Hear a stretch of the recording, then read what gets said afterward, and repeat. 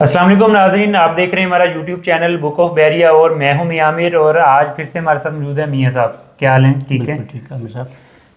नाज़रीन, आज की इस वीडियो में हम एक ओवरऑल डिस्कशन करेंगे मियां साहब के साथ कि जो हाल ही में यूएई का international day Bahria town Karachi के अंदर सेलिब्रेट किया गया था, जो कि आज से पहले कभी नहीं हुआ। उसके बारे में हम मियां साहब से डिस्कस करेंगे। इसके पीछे क्या रीजंस थी, क्या वजूहात थी। और अभी मलक रियाज साहब की भी जो है ना वो हम देख रहे हैं कि रियल एस्टेट इंडस्ट्री में जो है ना वो वापसी हो गई है, बड़ी धमाकेदार किस्म की वापसी हुई है। तो मियां साहब, बहुत सारे नाजरीन हमारे जानना चाहते हैं, जो अभी रिसेंटली बैरिया टाउन कराची के अंदर यूएई का इंटरनेशनल डे जो है ना उसको सेलिब्रेट किया गया 3 दिन, जिसको ईद उल इत्तेहाद भी कहा गया।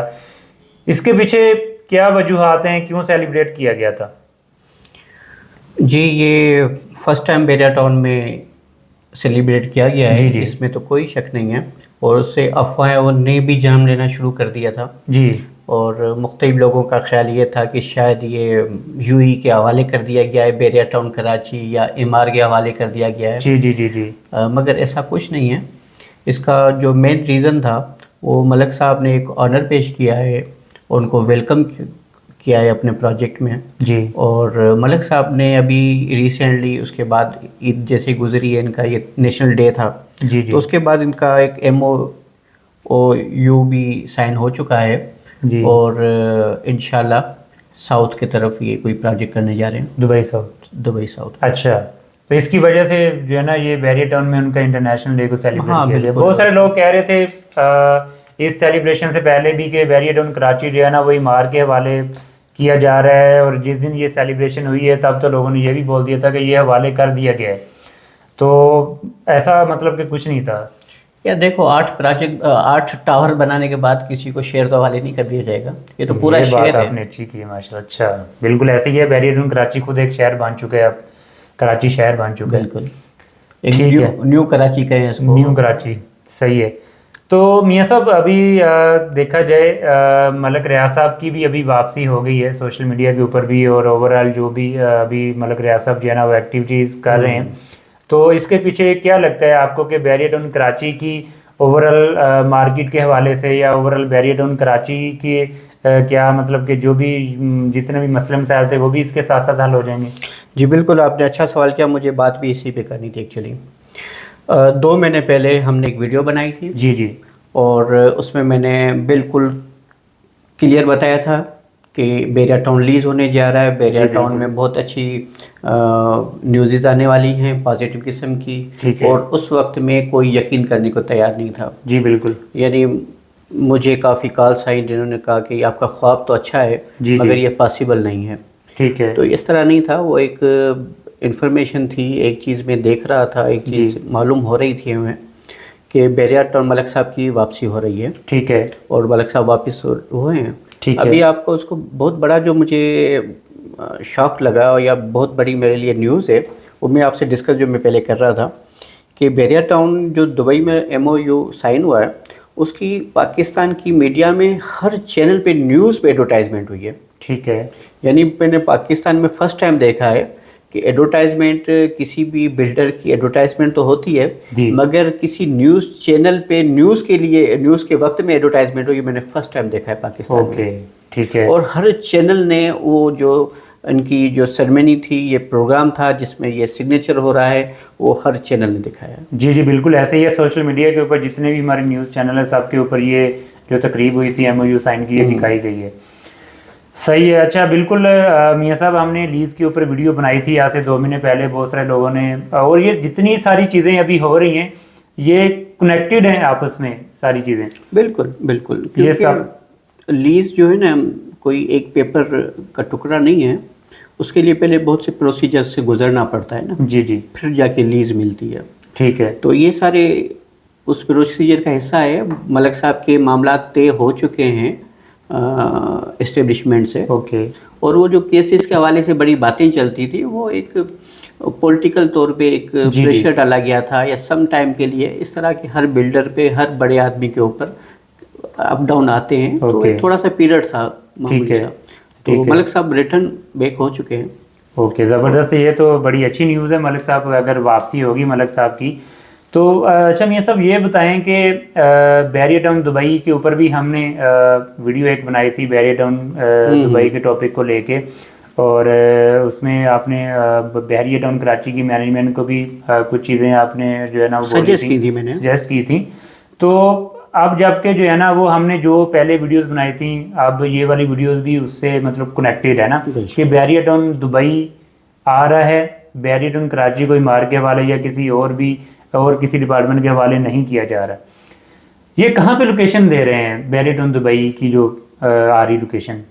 जी, इनकी लोकेशन मलिक साहब ने बहुत अच्छी सिलेक्ट की है, और दुनिया का सबसे बड़े एयरपोर्ट्स में एक एयरपोर्ट बन रहा है जी, अल मकतूब के नाम से। जी जी, जो वो साउथ के एरिया में, साउथ डिस्ट्रिक्ट में है। ठीक है। और इंशाल्लाह 2034 में इसकी ओपनिंग हो जाएगी। उसका काम बड़ी स्पीड में चल रहा है। अच्छा। और उसी एरिया में ये बैरियर टाउन का प्रोजेक्ट आ रहा है, सोसाइटी आ रही है। लोकेशन वाइज बड़ी बेस्ट लोकेशन है। अच्छा। क्योंकि किसी सोसाइटी जो इतनी बड़ी लेवल की सोसाइटी हो ना, वो उसके लिए दो चीज़ें ज़रूरी हैं, तभी वो अच्छा रिजल्ट देगी, यानी जी जल्दी आबाद हो जाएगी। यानी या तो उधर ऑलरेडी जॉब्स मौजूद हो, इंडस्ट्री मौजूद हो, ठीक है, कोई काम चल रहा हो वहाँ पे, जहाँ पे सोसाइटी की या हाउसिंग सोसाइटी की ज़रूरत बनती है। जी बिल्कुल। तो उसकी मिसाल मैं हमेशा देता हूँ, जैसे गुलशन हदीद था, वो इसलिए जल्दी आबाद हो गया, उसके फेजेज़ हैं जी।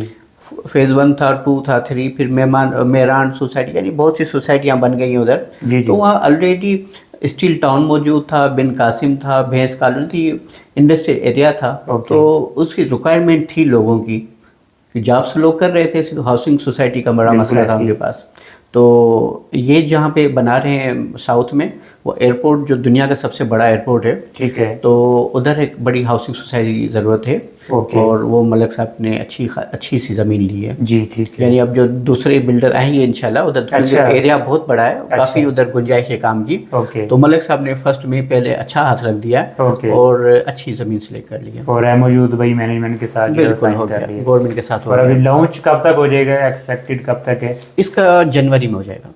जनवरी में न्यू ईयर पे खुशखबरी देंगे सरप्राइज लोगों को, जनवरी में इसकी आ जाएगी। इसकी एक ब्रांच ऑफिस अपने पास भी बैरियर टाउन में भी होगी। इनकी बुकिंग वगैरह, फॉर्म वगैरह इधर से मिल जाएंगे, ठीक है। और आप इन्वेस्टमेंट कर सकते हैं, क्योंकि लोकेशन अच्छी है। मैं बैरियर टाउन में काफ़ी चीज़ों पे तनकीद भी करता हूँ उनकी पॉलिसीज़ के हवाले से, मगर अच्छी चीज़ की तारीफ भी करनी चाहिए। तो ये अच्छी लोकेशन इन्होंने सेलेक्ट की है। तो लोगों को चाहिए अपने बच्चों को, जैसे आजकल के हालात हैं, लोग अपने बच्चों को बाहर भेज रहे हैं पढ़ाई के लिए, जॉब्स के लिए, तो एक इन्वेस्टमेंट वहाँ भी अपनी कर लें भले। ओके।